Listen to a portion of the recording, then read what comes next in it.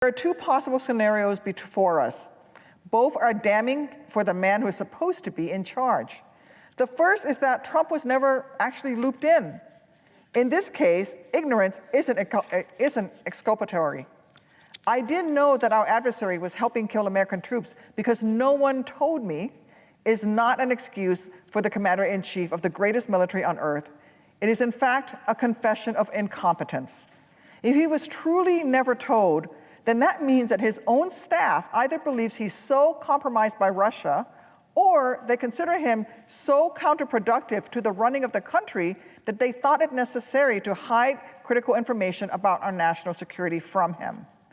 And if it is true that those who knew of this threat of American lives failed to tell the president, then we should expect a president with such an affinity for firing senior officials to have no qualms about acting swiftly to remove the cabinet-level officials who failed to share this critical information with him.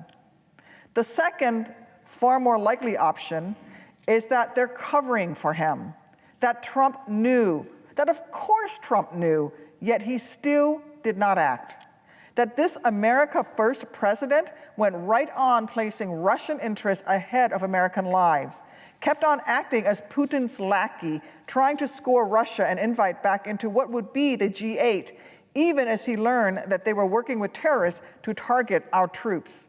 Look, even if we somehow swallow the pill that the Trump administration is so incompetent that no one ever told Trump that a foreign power conspired to commit acts of terror against our troops, it still wouldn't explain his response now that he does know. Not once since this story broke has he expressed his sorrow for those who lost a loved one or expressed awe at the bravery of the service members who are in harm's way because they love their country so much that they're willing to go to a war zone for her. He's had time to call Joe Biden names, however. He's had time to retweet a video promising white power. He's had time to promote conspiracy theories and bolster Russian propaganda efforts by questioning the American intelligence experts who work for him. But not once in the past 72 hours has he found the time to express outrage that American servicemen and women are dead. Donald Trump has never understood what words like sacrifice or courage mean.